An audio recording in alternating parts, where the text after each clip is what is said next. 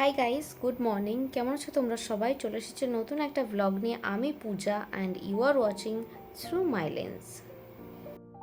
রয়েছি আমরা এখন নবদ্বীপ স্টেশনে, যাব হচ্ছে একটু মায়াপুর।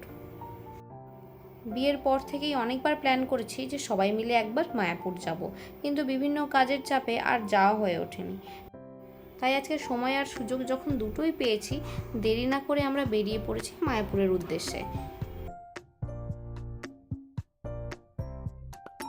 মায়াপুর আমাদের বাড়ি থেকে যেহেতু বেশি দূরে নয়, তাই এর আগেও আমরা বহুবার মায়াপুর গেছি। কিন্তু মায়াপুর যাওয়ার মধ্যে বেস্ট পার্ট হলো এই নৌকায় চাপা।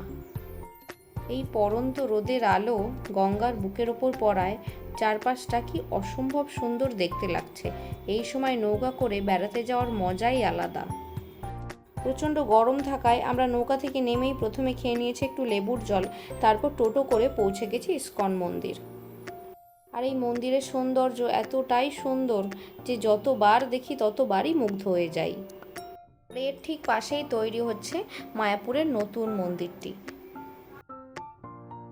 এই মায়াপুর মন্দিরের প্রধান আকর্ষণ হলো এখানকার সন্ধ্যা আরতি।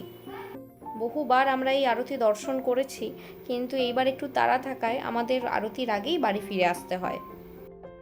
আর এখানে ছিল খুব সুন্দর একটা ফোয়ারা।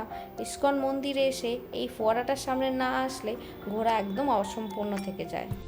আর এখানে বড় বড় করে লেখা আছে, কৃষ্ণের ফুলে কেউ হাত দেবেন না। এখানে শীতকালে নানান ধরনের ফুলের চাষ হয়, যা বহু পর্যটককে আকর্ষিত করে।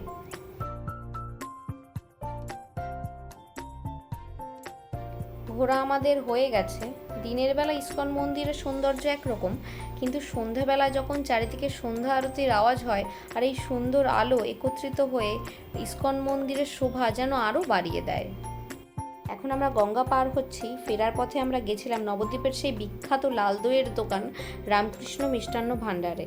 এরপর আমরা ফিরে গেছি বাড়ি। আজকের ব্লগটা এইটুকুই, দেখা হচ্ছে নেক্সট ব্লগে।